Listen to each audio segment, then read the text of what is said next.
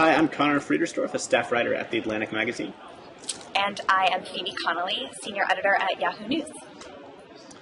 And you're at South by Southwest in Austin, is that right? I am, in fact. You will see when you get to enjoy this video that I am actually up on the 4th floor of the Austin Convention Center. All right. And for those who don't know, tell us, what is South by Southwest and what are you doing there? So South by Southwest is a series of 3 festivals. There's music, film, and interactive. And I'm actually here for interactive. And it's industry leaders and thinkers coming together to talk about what's happening in their world. Interactive has actually gotten big enough at this point that there's several different tracks. So there's people talking about venture capital. There's an entire track that's just about government and the way that it interacts with social. There's a journalism track, and I'm sure there's many others that I'm leaving out. And then they're all sort of tied together with keynotes that'll happen throughout the conference. And we're in day 4, I believe, of the conference. I'm pretty sure it started Friday. Okay, and am I right? I've never been. Am I right to imagine that it's almost a series of TED-style talks? Is that what it's like? Some of them are like that. Actually, it's on the scale of conferences. We can talk about, the good and the bad. I actually really love that Interactive has a mix. So some of them are full panels. I went to one yesterday that was headed by Alexa from TechCrunch. I'm actually blanking on her last name because she tweets under the handle Alexa. And so she is a journalist, and then she had a bunch of venture capitalists and people who had worked in the startup world. So it was 5 people on a panel. And then, actually, I'm hoping we'll talk about it later today. I went to a panel just a few minutes ago where it was just a solo panel, a woman who works for Lomography, which is an analog camera company. So it's a mix of panel-style things. Sometimes it's just conversations. Sometimes it's solo presentations. Okay. So why don't you start us off with a topic? What's one of the interesting things that you've been hearing about or talking about there? Well, I think the big thing, particularly from an online news and journalism standpoint that has come out of this, is this question of whether we need to be curating better. So it was funny, when I approached that panel, I was really thinking about it from the perspective of work that I had done at Yahoo, asking Yahoo readers to write in and share their stories. We have a series called Down But Not Out, where we curate, basically, reader stories of being unemployed. But it turns out that the panels here were really concerned about this whole question of aggregation. So what is the proper way to pull links from a story or excerpts from a story and write about it on another platform, which I think has been a very hot topic recently. We both know Kashmir Hill, who's a writer for Forbes, and she recently was sort of involved in this altercation with the New York Times writer over her use of taking some of his work and writing about it. She took what she thought was the most interesting part of the piece and just wrote about that. And got a lot of page views off of it, and also got a lot of heat for people who said she had done it incorrectly. So her name did not actually come up that I've heard, but it's certainly a conversation that's happening here. So the 2 things that came out of this, one, there's going to be an industry group that's going to come together, and if you're looking for a link, it'll be down at the bottom here. David Carr wrote really well about this today for the Times, that wants to put a set of standards in place for how you aggregate well. The idea being that if there's standards, then you agree to sign on to it. It's clear what's correct, what's not correct, how much is too much to take when you're aggregating. And also, I think, maybe more interestingly, a woman named Maria Popova from Brain Picking introduced 2 symbols that she wants people to be using when they're aggregating content. So one where you're just saying via, right? This is where I got this amazing cool thing that I found online. And then also one that indicates hat tip, where you're saying, here's where I saw this idea, but I'm also actually adding some value to it. I'm riffing off of this thing I saw elsewhere. Okay. So yeah, this is fascinating to me for a few reasons. One is that I'm glad to see that this is happening. I think it's worth thinking about how we fairly attribute things, whether it's stuff that we aggregate or whether it's a bit in a news story or whatever the case may be.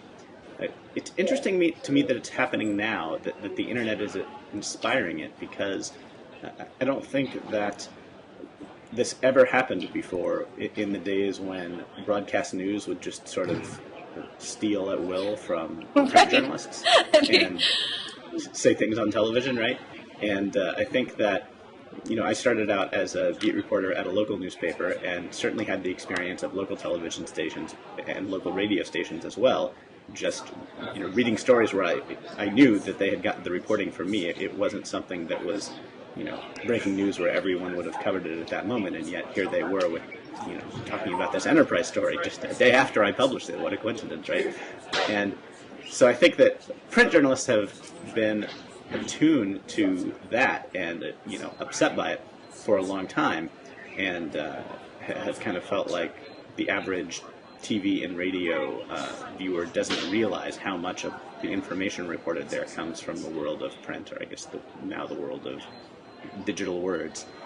And so it's interesting to me that it's happening now, and that this is only coming up now. And I wonder what is different about the current aggregation environment that is making it come up now.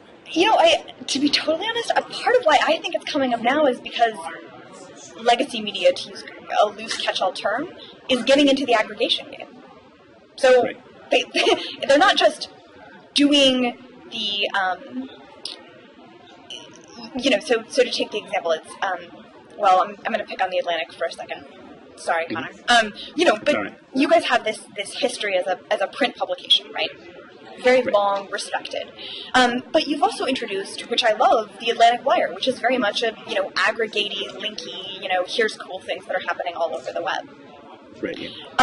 So I think that as organizations that didn't previously do aggregation have gotten into that game, it's made the issue sort of resurface in a way that I think people like you or I have been very aware of the pitfalls of this for a long time. But now suddenly... Yeah. Folks who previously would just write feature stories were like, oh, hey, that's really not okay when that happens to me. Yeah, I mean, I guess I just think that I do think that people are doing aggregation as an explicit thing now. The Atlantic Wire is an explicit product that the Atlantic has put out, that what we're doing there is aggregating the most interesting stuff and adding a little bit of commentary or a little bit of framing. And so that is new, and it's certainly something that the Atlantic never did in its magazine days, especially insofar as it was writing, long-form commissioned features in its print pages. At the same time, I think that the New York Times, to take an example, they may not put it this way, but they've been aggregating for a long time, right? For a long time, the way that the New York Times worked was that they did a lot of original reporting, but they also had, people in different regions all over the United States and in different countries all over the world, and they would read the local press, and they would write about it. And they wouldn't always do a good job of crediting the local reporters that were the sort of grist for the stories that they then reported further or that they followed up on or whatever. And so I guess the Kashmir Hill story that you were talking about, where she basically took a New York Times magazine story and pulled out a couple of chunks and added commentary and wrote a headline that drew a lot more attention than the original magazine headline. And to me, this is an unmitigated good for the writer of the New York Times piece and for the New York Times. It seems to me that they got a bunch more traffic, they got a bunch more attention because of her story than they otherwise would have gotten. And I can't see how she hurt them in any way. I understand. I also think her example is really interesting because, I mean, listen, the New York Times piece was a fascinating portrait, but the real value added that she did is she said, listen, I know that there's a constituency who is interested in this chunk of this piece, right? And that's not how the Times is going to sell it, right? Because that's not how it makes sense to package it for the New York Times Magazine. Our readership would not be interested in that story. And she said, but I know that there's a constituency who is interested in just this piece of this story. Yeah, and if I'm recalling correctly, the story was about Target using sort of all of the data that it collects from people coming into its stores in order to better sell them things in all sorts of different ways. And the chunk that Kashmir picked out was that Target, by looking at the buying patterns of women in its stores, were able to determine when a woman was likely to be pregnant and send her coupons Yes. And the idea behind this was that, I guess, when you have a new child, your buying patterns, it is one of the periods in your life when your buying patterns are likely to shift, when you're likely to be open to try new brands and different kinds of products. And I think Kashmir's headline was something to the, what was it? It was how Target knows it's pregnant before you do. But anyway, the anecdote in the story was that this woman got these coupons sent to her house, and her father found them and got mad at Target and said, why are you sending my relatively young daughter coupons about pregnancy? And it turned out that the daughter was actually pregnant. The father just didn't know it yet. And so Kashmir found this constituency that would be interested in this and packaged it and sort of sold it to them. Mm-hmm. And I think you're absolutely right about that. I just don't get why. I mean, as someone tweeted, I don't know whose line I'm stealing, but it was basically, please, Kashmir, if you could do this to all of my stories. Yeah, right. If you could just repackage them in a way that generates tons more readers and attention, please do. I do think there's a really interesting point there that you, and this actually kind of brings us full circle, right? That part of what felt so problematic, I would guess, for those who critiqued her, right? I'm not one of them. I thought it was sort of a great use of what we all do, right? Yeah. But just the fact that she was competing in the same space now as the New York Times Magazine. They're both online. It's not, she wasn't just doing this for broadcast, she wasn't just doing this. So that the fact that the New York Times Magazine considers online to be its domain, it's no longer something that's just separate and off in the world. Right. So, the internet, we're all on the internet now. Yeah. Yeah, and I mean, the kind of curating that I think is more objectionable is, it's been a while since I've paid close attention while reading a Gawker post, but my sense, at least at some point, and maybe this is still the case, is that they would sort of write a post about something, and the link would be kind of buried at the very foot of the post. Mm-hmm. And to me, that rubs me the wrong way. To me, it is better to link and make it easy on the reader to go to the second source if they're inclined to do so. Mm-hmm. I've been involved in a lot of different. Although I will say, in the defense of that, one of the things that I love that I associated a lot with Jezebel, I don't know if it was cross-property, was when they would take a piece that sort of talked about a couple different articles they had seen online or some sort of trends that have been discussed widely. At the bottom, they would link to all of them, and I just found that great, right? Like, I didn't have to go and hunt for the links within the stories. It was like, as I saw them, I could always scroll down to the bottom and be like, here's everything that was discussed in this piece. Which actually reminds me a lot of, isn't that the New York Review of Books that will say sort of like discussed in this essay and it'll be at the very top? Am I dating myself? Yeah, they definitely do. I mean, like, back when I had a subscription to the New York Review. Yeah, the New York Review of Books, they'll do that even with web pieces. They'll treat it like a book review, and they'll say, we're discussing these articles in the same way that they would normally say we're discussing these books at the top. Which I really like. And, I guess although you will, I mean, just this sort of point Conor, right? Like, they always put that at the top, it's not at the bottom. Right. But yeah, so, I guess I've seen a bunch of different aggregation models. I, saw the development side when they were talking about doing The Wire at the Atlantic, and of course worked with Andrew Sullivan, who has his own method of sort of aggregation and attribution and linking that's grown up organically over the years, like most of the blogosphere, where the term hat tip came from, and I do this aggregation project of my own called The Best of Journalism that's sort of just a weekly digest of really good stuff to read. And it's usually, I send out an email twice a week, and it's 3 stories in each email, and people pay, I think it's $1.99 a month to get it. And so there are all these different models of aggregation, some of which add a lot of original stuff, some of which add not much original stuff. But as someone who really likes long-form journalism, really wants to see it thrive, I think that aggregation is a really good thing for it. And the reason for that, I just found as a reader, as someone who has read a lot of bloggers over the years, there's a certain mental hurdle that you have to get over to read a 15,000-word magazine article. Mm-hmm. And it's a little bit intimidating. If you see it in print, it's a little bit intimidating. If you see the little bar on the right side of your browser very small, and you see that you'll have a long way to pull it down in order to finish an article, it's kind of intimidating. And how do you get over that initial hurdle? I think one of the ways that people get over that initial hurdle is reading someone that they like and having that person do a smaller take on it. Because I can read an Andrew Sullivan post, or I can read something by Kashmir, and I can read it in 2 or 3 minutes, and if it's interesting, it's almost doing the same job that a headline and subhead does on a magazine story. That's right. It's saying, I'm going to interest you in this angle that I know you're going to be interested in, that I know you, someone who likes things through the lens of Andrew Sullivan, is going to be interested in. And once you get over that hurdle, I find it's a lot easier to read the longer piece, because and it's sort of that style of like recommending a book, right?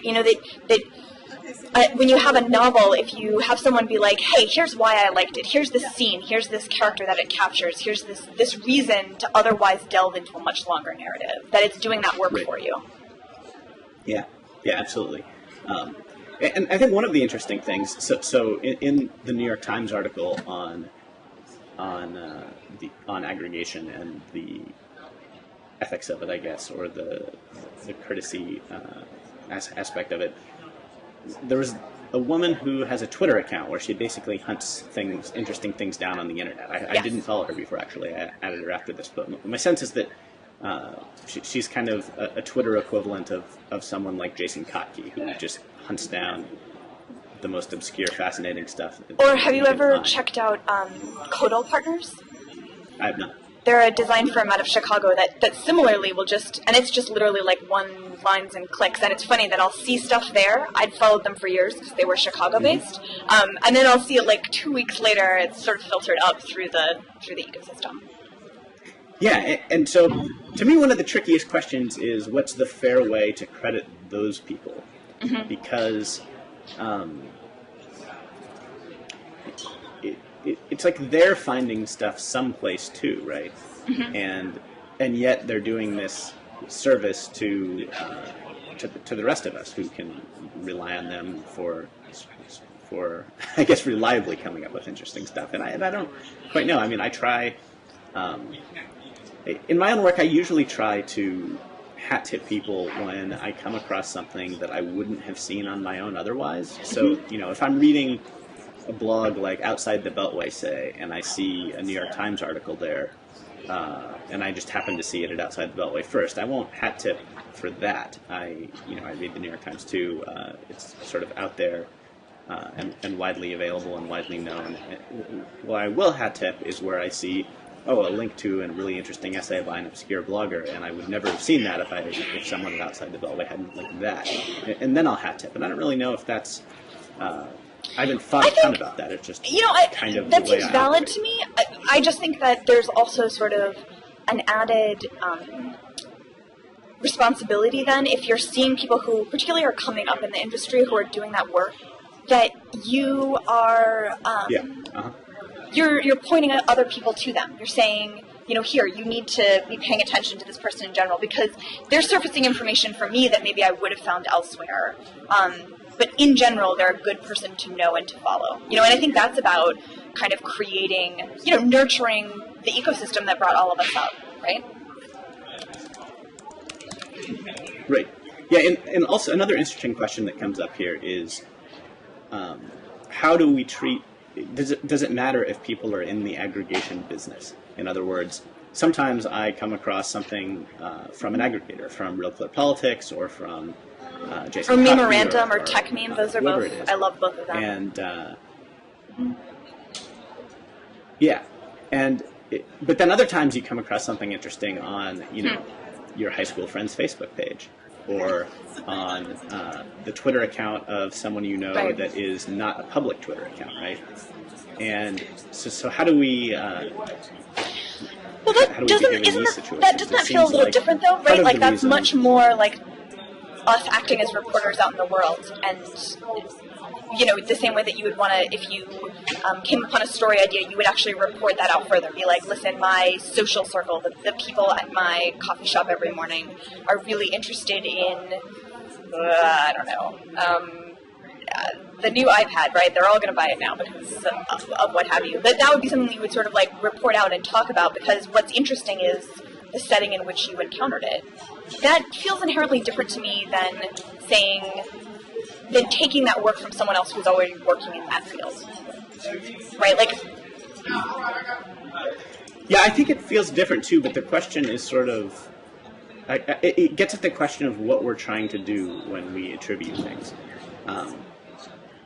One theory of what we're trying to do might be we're trying to be transparent, or we're trying to give credit where it originates, or we're trying to give readers an idea of where this came from. Another theory is we're trying to reward good aggregation so that more of it exists. And I think the way you go about doing things changes in various ways depending on which one of those aims you're. So yeah, it seems to me that the aim you have in mind when you're tipping people off to where something came from matters.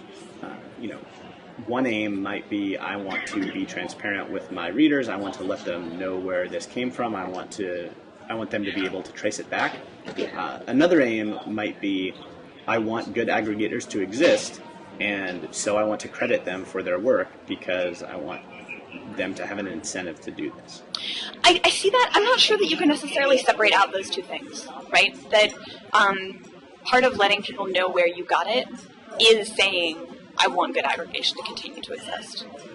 Yeah, I think that's right. But there are some cases where I got it from my mom, or I got it from my high school friend's Facebook page. Well, right, but I think that's the distinction, right? That like those people are not trying to be aggregators. So that's much more of right, like. But you would still cite them if what you cared about was letting people trace things back or giving them an idea of where it came from or whatever. Fair, but it seems inherently different than the type of aggregation where you're recognizing people who are also doing this as a business. Your mom is not aggregating as a business. Well, maybe she is. I don't know. Yeah, no, I think that's right. It is different, and yet there are blurry lines, right? Because there are people who aren't doing it as a business, but who are at the same time very good at it. I mean, like for example. Back when there was Google Reader, and now on Google Plus, my fiance Courtney aggregates a bunch of stuff, and she's someone who doesn't blog professionally, isn't a professional journalist. She has her own, very successful career. At the same time, she was an early blogger in the early days of the internet, and has a bunch of journalist friends, and is very attuned to this kind of thing. She could do it professionally, I would say.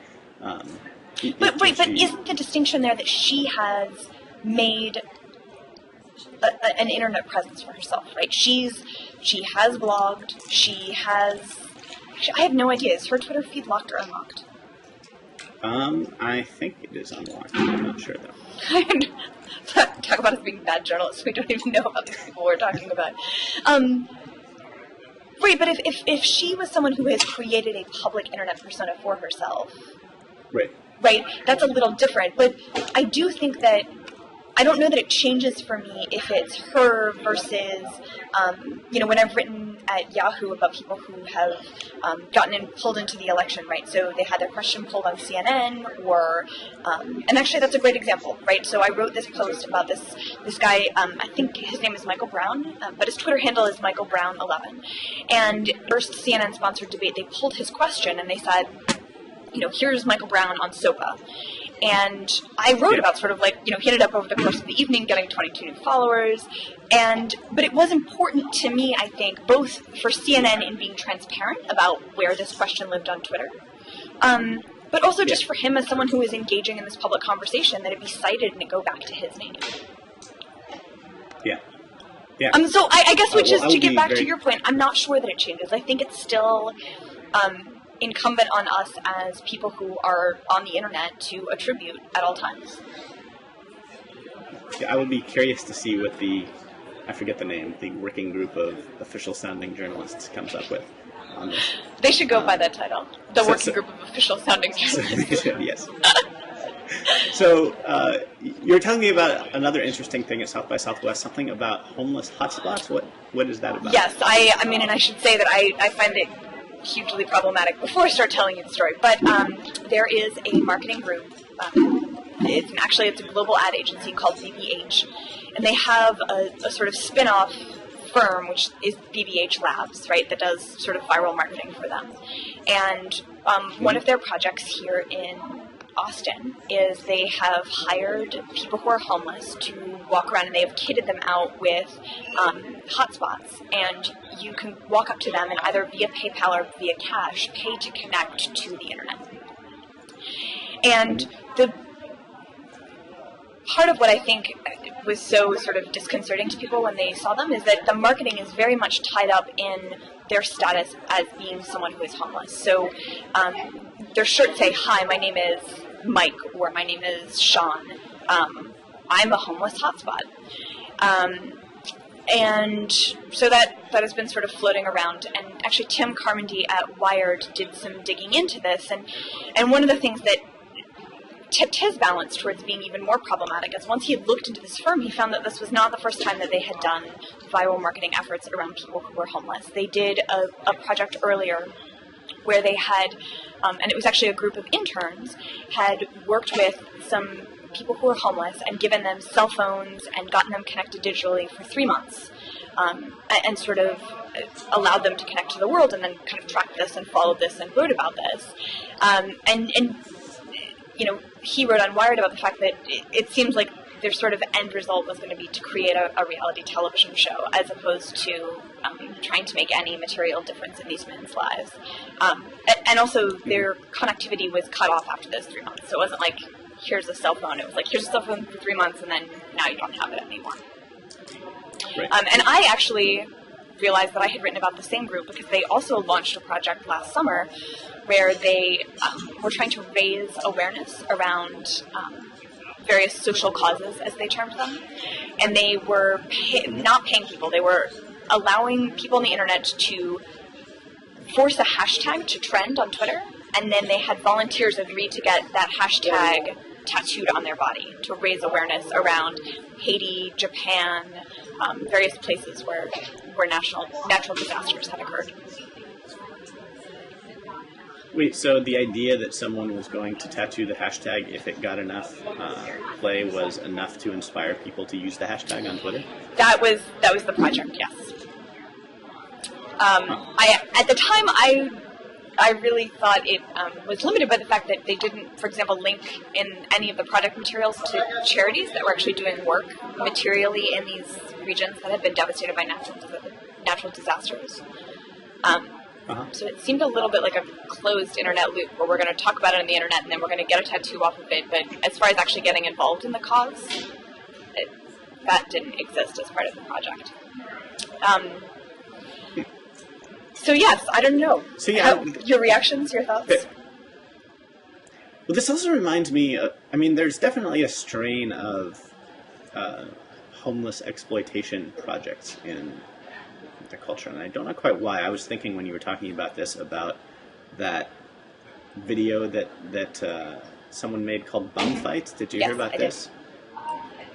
And so yeah, it was basically that a guy went around paying bums to fight each other, and then I forget if he was selling it as trying to sell a reality show or selling it as direct videos on the internet. But you know, just obviously an awful project and one that I think he eventually got in legal trouble for. Yeah, I don't quite understand. I don't want to compare that to homeless hotspots. I think that clearly a huge difference. It definitely gets at this question of when, like, to what extent are homeless people, to what extent should we treat them like other economic actors, I guess? Because, I certainly have an impulse to be more paternalistic about homeless people than I am about other people. There is there's a little, I mean, for example, generally I'm in favor of the government giving poor people cash to spend on stuff rather than subsidizing stuff through, food stamps or vouchers or whatever. I'm generally not in favor of being overly paternalistic about these things. When it comes to homeless people, I think it's partly that at this point, in a lot of places, certainly not every place, but in a lot of places, there are enough resources for people to get off the street if they want to, and that it's mental illness that's keeping a lot of people on the streets. Where I have recently been subletting in Laguna Beach, there is a decent-sized homeless population, partly because it's lovely and you can sleep on the beach, and partly because it's in Orange County. It is a generally liberal, kind of artsy, bohemian place that has attracted homeless people for the same reason that in LA they're attracted to Venice. And you talk to people who work with the homeless, and they'll encourage you to never ever give homeless people money on the street. And Laguna actually has this program where they have put old parking meters at a couple of places right near the beach with a little sign on them that says, "Don't give your change to the homeless, put it in here, and this goes to a homeless charity." I don't know. I think that this is a problem, really, that no one has resolved, and I guess I don't know how I feel about homeless hotspots. I'm kind of torn between the rare paternalistic side of me and the side that thinks, well, I don't know. I mean, people aren't. We haven't dedicated enough resources to the homeless problem that it's gone away. I guess. So maybe we can't rely on people's. Right, but I think there's something really different there, right? Like there is getting involved, right? There's a very complicated discussion to be had about. Well, not necessarily complicated, but rich and a lot of points to bring up about how to actually address homelessness. And I certainly would say I'm definitely not an expert in this, but from this particular project, I think is problematic because you're not giving them any agency. You're not actually sort of addressing this, which I think you and I would agree is a problem, right? Not having a house is a problem. That is right. But you're just taking advantage of that. You're turning it into your brand. You're turning it into something that you market off of, as opposed to giving these people any agency to change that or helping them address that in whatever form that may be. Yeah, I mean, I guess it gets down to... So I guess that... And just actually, if I can cycle this back around, I mean, this is part of why I was suddenly really... I was like, oh, well, I'm not at all surprised that these are the same people who thought that an appropriate way to raise awareness or help with this charity cause of Haiti or the tsunami in Japan is by having it trend on Twitter and getting tattoos. I mean, that doesn't... You're churning the waters, right? You're creating like a buzzy talked about project. I mean, I found out about that project because it went out on Mashable last August, but ultimately you're not actually doing anything about the actual problem that you have, sucked into your marketing and branding effort. Right. Yeah. I definitely see. And it's not just like, hey, we're doing this thing where we are employing people who are living on the streets in Austin as part of South by Southwest, right? No, what they're doing is they're saying we're taking their status as being homeless individuals and we're turning that into our brand. We're saying, oh, you're homeless, well, now you'll be a homeless hotspot. Like that's to me what really becomes problematic and dehumanizing. But wait, so are they compensated in any way? Yes, they're getting some of the payments. I don't know if it's a proportion of the payment or the full payment that you make when you pay for the mobile hotspot. Okay, got it. So yeah, I don't know. I mean, I guess it seems to me that in the mobile hotspot case, I mean, I think it says something about us as a society that altruism is insufficient to help the homeless, but I think it's true that altruism is insufficient to help the homeless. And so, I mean, I would not feel good about having a marketing agency that did this project. At the same time, it seems like it probably leaves the homeless people better off. than they were before, or at least doesn't leave them worse off and makes some of them better off. I don't know. I mean, I would be curious to talk to them 5 months from now, you know, and ask them, was this something that helped you get a little bit of money, and, you know, turn it into a shopping cart store, a la Bubs and the Wire, or was this something where, you know, it made you worse off for some reason? I don't know. Right, and maybe that's what is making me so uncomfortable, is that I do feel like the lines between sort of something that's altruistic and something that is just commercial are really being blurred. Yeah, well, definitely. I mean, I guess to play devil's advocate on your point that this marketing agency is using these people's status instead of you know, doing something instead of some alternative. Certainly, there are alternatives where the homeless would be better off. But you know, we don't expect marketing agencies to go and do charitable things. If a marketing agency had never engaged in any charity in its life, we wouldn't typically hold that against them or hold them up to ridicule for that.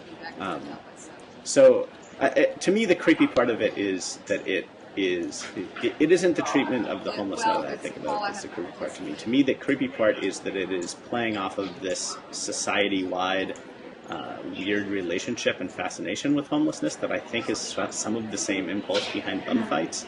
And so I think it's like the larger culture surrounding it that bothers me. And to the extent that this is sort of drawing on that culture, I share your intuition that it's sort of creepy. But another side of me thinks that that creepiness in the culture is a given, and that at least while playing on that creepiness, that this makes the people better off, maybe. I don't know. I'd have to think about this more to come to a really solid conclusion, but that's at least my initial thought. I'm with you. Hey, Conor, let's pause one. So another subject I wanted to talk about, the obituary. Andrew Breitbart died recently and was, of course, a very controversial figure. And I think partly because he died at such a young age. I think he was 41, definitely in his early 40s. Yeah. It really, you know, it surprised a lot of people. His family was, of course, devastated, and his friends, which he had many in the media, were very upset. And it sort of restarted this conversation about how should we treat people, especially controversial people, when they die? Should their obituaries be hostile if you generally felt like they had a negative influence on public life? Should they be respectful? Should you not talk ill of the dead, as it is sometimes said? Christopher Hitchens, of course, was famous for writing hostile obituaries, and Katie Roiphe recently wrote a piece that we'll link, I think, on Slate, talking about how she was tired of the trend toward hostile obituaries, and that maybe we shouldn't speak ill of the dead. And people have gone back and forth on this. I wrote a piece. I've tangled with Breitbart for several years, and we definitely saw the role of journalists and pundits very differently. And I wrote an obituary.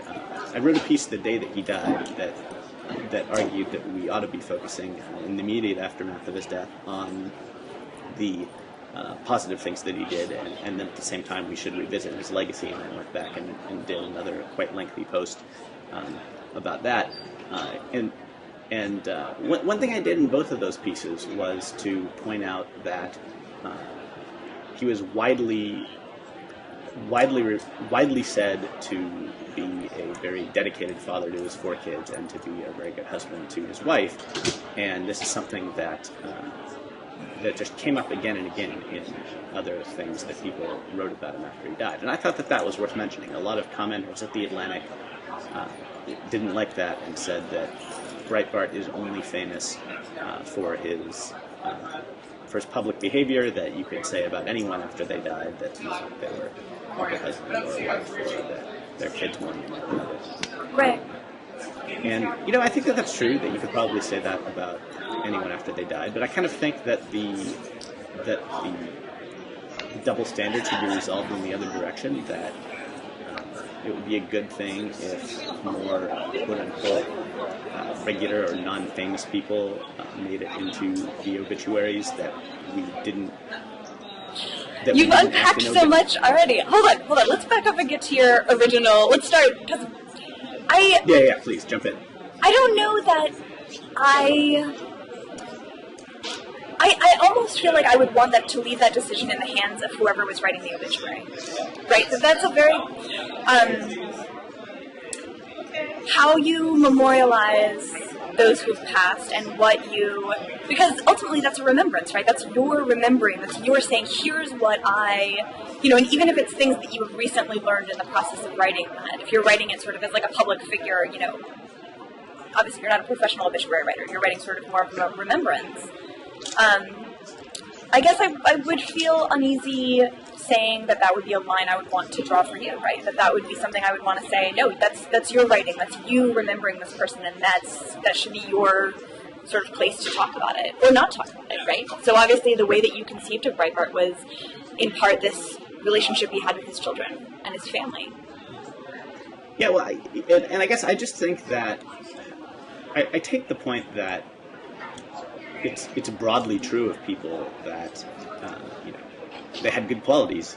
They had some good qualities in their private life, right? But I don't think that the fact that it's broadly true means that it should be written out of public remembrances. And I think that the way that obituaries are generally written treats professional stuff, treats someone's professional life as though it is more important than their personal life. And right, but I mean, that's also generally why you would know them, right? Like, I don't know Andrew Breitbart because he had, 4 kids that he had a fantastic relationship with, or that he went to every softball game. I mean, that's just not why I know him. Those may be totally true things about him, and I, in reading an obituary, if that is something that you, having studied his life, feels important to include, absolutely, but that's part of our job as the news, right? And the news of Andrew Breitbart's death, when you're explaining him as a media figure, as someone who is known, you're going to do that through the lens of the political controversies that he was very much a part of, that he made his career and made the reason why his name was known. Yeah. I think part of the reason why I'm thinking about this so much, I've been at work on a biography of one of the founders of SeaWorld. That's great. It's made me very attuned to, being one of the founders of SeaWorld, right? It's a very recognizable thing that you can tell anyone and they'll think, oh, well, I understand why this guy is important. And, writing about his life, I've interviewed his kids, and I've talked to his grandkids, and given that he had 3 kids and a bunch of grandkids, it seems pretty clear to me when I think about it that his impact on the world probably had more of an impact through his kids in the way that he raised them than he did himself, which isn't to say that, he wasn't, by all accounts, a very successful entrepreneur, and he also was a very successful soldier. He fought in World War II and won a Silver Star and a Bronze Star, and I just think taking the measure of his life and really thinking about it, he's someone who, maybe unlike some people, took a very self-conscious and deliberate approach to the way he raised his kids and the values that he wanted to inculcate, and I can see that in all of them and see the ways that they have contributed to the world. I don't know, it just got me thinking that in the process of thinking, how do I write about this man's life? How do I sort of capture the important things about it? It got me thinking about the way that people have a tremendous impact on their kids, on their friends. I think these things we don't always think to even ask about them if we're writing an obituary. If a beat reporter in a newspaper is told, oh, this important person in the community died, go and interview the widow. You don't always think to ask about the non-professional things, the unexpected things. And I think that especially in America, we tend to focus on people's careers, and we tend to focus on, I think we tend to elevate those things. And certainly they're a big part of why we write about people and should stay that way. I just think they're not the only part, and we should remember that. So, to spin off of what you were saying, I think that it actually kind of links, sort of, maybe this is a slight jump, this idea of, like, do you focus on the personal or do you focus on the professional? With this essay that Jonathan Franzen recently wrote in The New Yorker about Edith Wharton. Did you have a chance to read that? No, I haven't. So, Edith Wharton is one of my favorite novelists. I just think she's really super fantastic. And Jonathan Franzen wrote an introduction to 3 of her New York novels, were recently re-released by, I think, Penguin Press. And in this introduction, which is also the New Yorker piece, he spins her entire professional life through this idea that she was an unattractive woman. Which I think is sort of taking... It's sort of the, like, wrong way of taking your point, right? So you're sort of, I think, convincingly arguing that to consider someone's professional success, you should look at their personal life. Right. And here's this example of someone who did this, right? Who said, well, if you look at her as this unattractive woman who had a not very successful marriage that, maybe she ended up in, he sort of posits this because, she wasn't a beauty, that factors into the novels that she ended up writing. Right. Which I and a lot of other people just found to be a really unconvincing read on her work. So I guess, how do you react to that, right? Where sometimes you take the personal and you use it as a lens through which to understand someone's professional life, and it doesn't. And if, in some ways, it detracts from them as a professional actor. Yeah, I mean, I certainly don't recommend. I certainly don't recommend every possible interpretation you might have of how someone's personal life affected their professional life. And I should also say that looking at someone's personal life, I've been spinning it in a positive way. It's not necessarily going to be positive. Maybe there's someone who's like a very successful scientist who beat his kid, who went on to become a serial killer. I just think if we're assessing someone's impact on the world, the personal matters. But I am willing to believe that it was done poorly in this review that you're talking about. So, I don't know. I mean, which is just, I think it ends up taking us to the end point, which is just that you have to be careful when you try to draw lines between someone's personal and professional, and how those two are connected, right? That it may appear one way to you as an observer or to you as the biographer, but whether that's the truth of the matter, I think, just isn't always clear. Yeah, I think maybe the conclusion to draw is that you can talk about someone's personal life, you can talk about the professional life. Trying to draw a line from one to the other can be very tricky.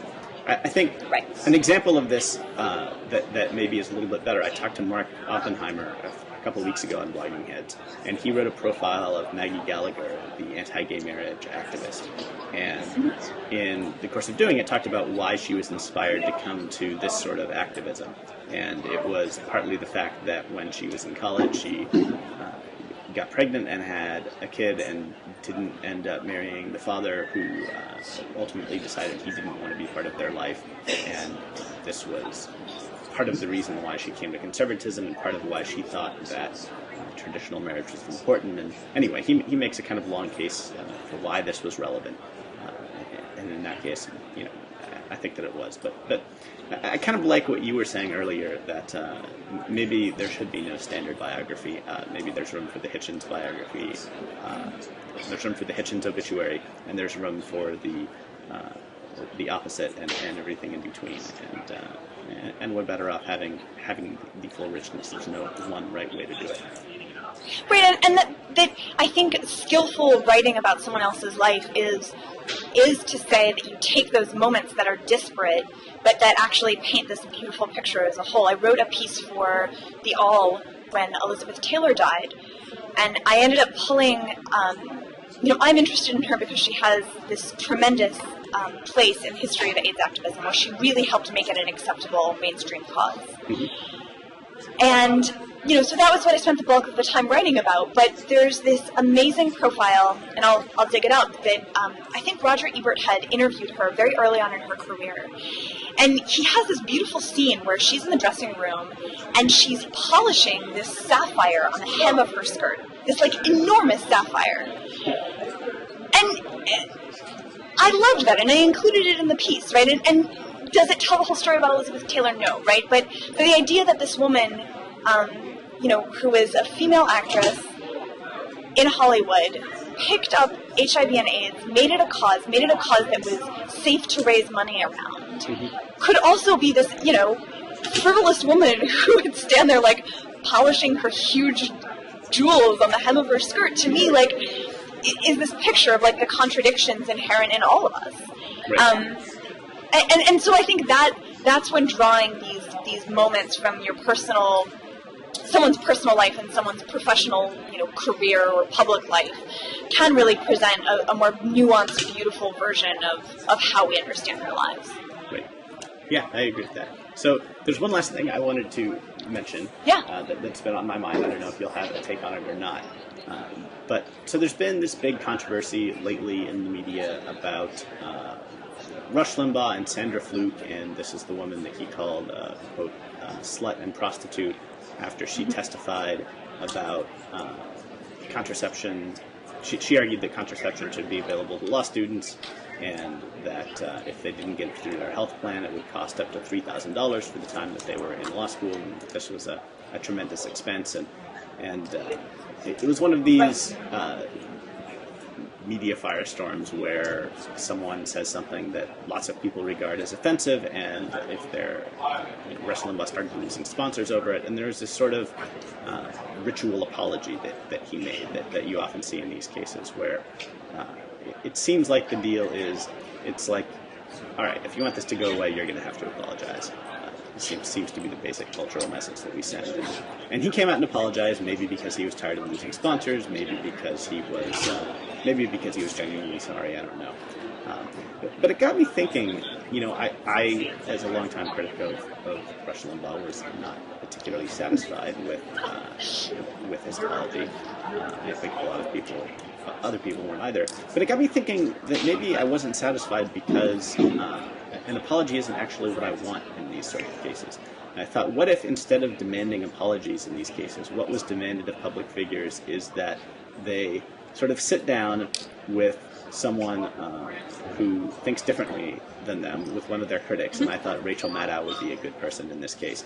And they were just forced to sort of debate that other person and sort of defend their statements over the years, and sort of, whether they, in that debate, of course, they could apologize and back away from things, but really kind of sit down and be scrutinized and be challenged and be forced to sort of defend their approach to public life.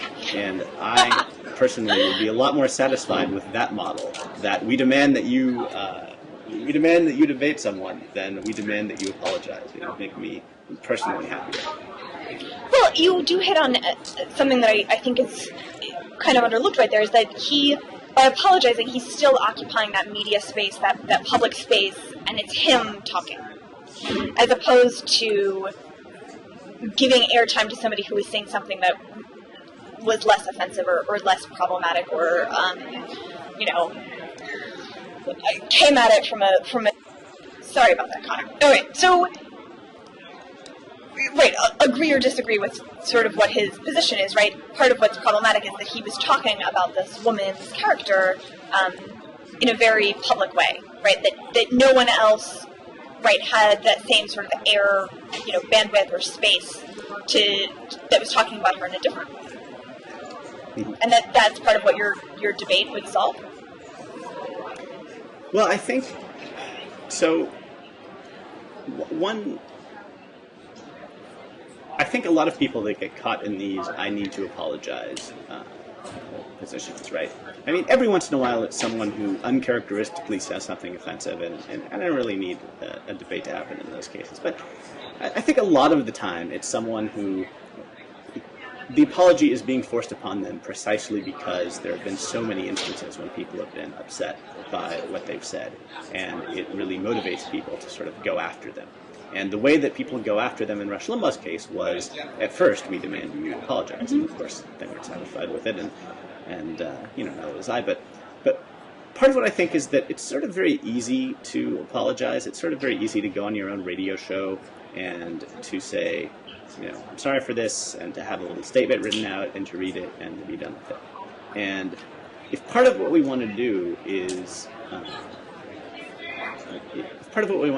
have actual contrition, and also to have a disincentive to engage in this sort of bad rhetorical behavior, then much worse to have to defend your statements, right? And I also think but isn't that just giving him more airtime? Like, he already has airtime. He already has a platform. I'm just not sure that, like, giving him more airtime to have to either defend his statement or walk back his statement. You know, and Conor, I'd be willing to say that maybe, you know, like, we're picking Rush Limbaugh as sort of an awkward example here, right? That maybe if you were talking about two people who weren't constantly out there speaking in the public eye, it would be sort of a different conversation. But in his case, actually just apologizing and then shutting up is, to me, the way to handle that situation, as opposed to giving him more airspace to continue to talk. I mean, I never... people tell me this sometimes, you know, if I'll write an item on Rush Limbaugh, I say, why are you paying attention to this guy? This is the wrong thing to do. He doesn't... It's a bad thing to elevate him and give him any more attention. I kind of think, you know, maybe that's true of someone, but this guy is the most popular talk radio host in America. He's got a huge audience listening to him for 3 hours. But then shouldn't instead of, like, giving him more time to debate, like, if he has that huge audience, like, wouldn't the fitting punishment to his crime, right, if we agree that he needs to apologize and he needs to backtrack on that, be to, like, be forced to give some of that time over to someone else? See, I think what I'm thinking is that it's almost a contradiction to say, you know, you forced someone to apologize. On some level, it doesn't make sense because you can't force contrition. Right. And so I think that apologies are mismatched to the task that we want them to serve. And I think what I want, actually, if I think about it more precisely, what I want is two things. I want Limbaugh, in this case, to have to confront the full implications of his ideas, and I want him to have to do it outside of the sort of hermetically sealed ideological bubble that he inhabits, where he gets to go on the radio and appear as if his ideas are a lot stronger than they are by having his finger on the hang-up button and the call screener and to rarely take callers and you know, in all of these ways that he is able to get away with various things before his audience precisely because of the format that he's in, precisely because he's not challenged. You know, he could never successfully come on, you know, a television show or on plugging into TV or on any sort of, you know, all sorts of different mediums, right? And be successful as he is at putting out ideas that don't stand up to scrutiny. And so I think what I would want from this debate is for both his audience and everyone else to see what happens when Rush Limbaugh is forced to operate outside the bubble, to see how his demeanor changes, to see how his arguments are pushed back against, to see the holes in his reasoning. And I think he would be very averse to facing that sort of thing, and for good reason, because I don't think that he could survive it nearly as easily as he could survive going around and apologizing. Maybe. I still think that I'm less interested in this particular instance, giving him more airtime with which to work out that issue, and rather with giving airtime to people who disagree with that and want to bring a different perspective to it. Right. But I guess I think I would maybe have to ponder some other examples. Fodder for future blogging heads. We will go down and see who needs to apologize for what. Are there any other last things that we should wrap up? Any lightning round topics we want to run through and do thumbs up, thumbs down on? You know, I don't have any, but maybe there's something else interesting at South by Southwest that is going on. I'm just, you know, sitting in my home office, whereas you've got all of the exciting intellectual fodder going on all around you. It is very exciting. No, you know, I think maybe I'll just leave it at that. I mean, the beauty of these conferences is just forcing people, you know, to up on a stage and having them have to defend their ideas quickly. So. Indeed. Well, have a good time at the rest of the conference, and I hope we do it again sometime. It was fun. Absolutely. Thanks as always, Conor. Okay. Bye-bye. Bye.